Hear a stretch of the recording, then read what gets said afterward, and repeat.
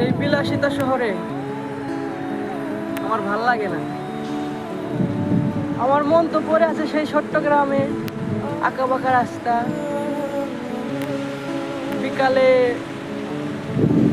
হেঁটে বেড়ানো,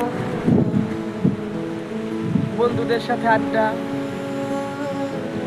এই শহরে টাকা আছে, কিন্তু আমাদের যেন একটাই চলাফেরা বাংলাদেশে,